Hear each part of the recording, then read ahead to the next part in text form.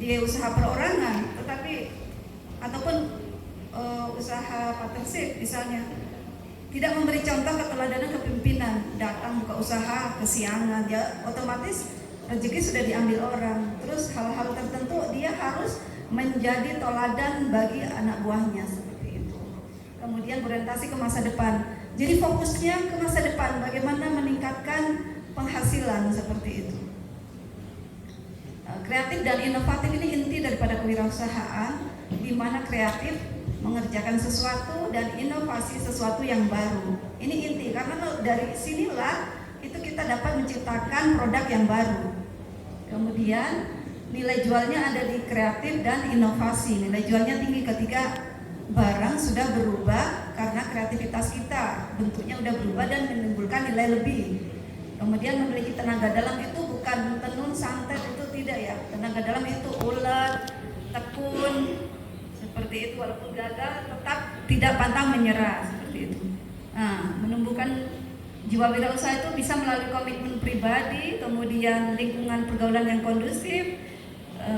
Kalau melalui pendidikan dan pelatihan bisa melalui keadaan terpaksa maupun proses berkelanjutan. Keadaan terpaksa pun dengan tekanan itu bisa membuat seseorang berhasil, misalnya karena ibu meninggal, ayah meninggal yang tadinya punya keluarga, mau tidak mau kita harus mencari atau menyambung untuk kehidupan kita, membuka usaha.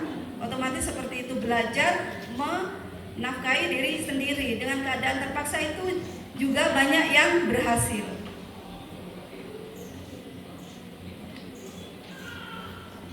Menumbuhkan mental wirausaha itu bisa melalui belajar, berlatih, bertindak, dan sukses berkelanjutan.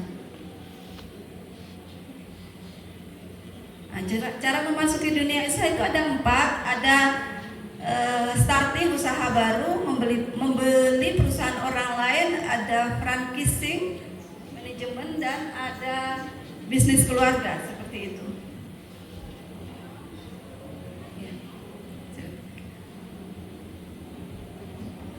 Intinya sesuai tema kita bahwa kompetensi yang perlu di wirausaha ini yang Ibu tekankan tadi yaitu ada kemampuan teknik bagaimana menghasilkan atau menciptakan suatu barang, kemudian kemampuan pemasaran, kemampuan tentang bagaimana memasarkan, yang tadi jadi pertanyaan itu kemampuan finansial, bagaimana kemampuan tentang bagaimana memperoleh sumber-sumber dana dan cara menggunakannya, kemudian kemampuan hubungan itu bagaimana kita mencari relasi sampai ke tahap yang saling menguntungkan.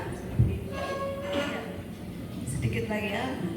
Kemudian beberapa hal yang diperhatikan dalam merintis usaha baru, yaitu ada bidang usaha, bentuk usaha, tempat usaha yang akan dipilih, organisasi usaha yang akan dijalankan, jaminan usaha yang mungkin diperoleh. Ibu singkat saja ini intinya bahwa ketika kita menjadi wirausahawan dan usia kita produktif, tetapi sebagai generasi muda tidak menganggur, kemudian kita bisa menciptakan lapangan pekerjaan, itu kita bisa menciptakan momentum bonus demografi seperti itu.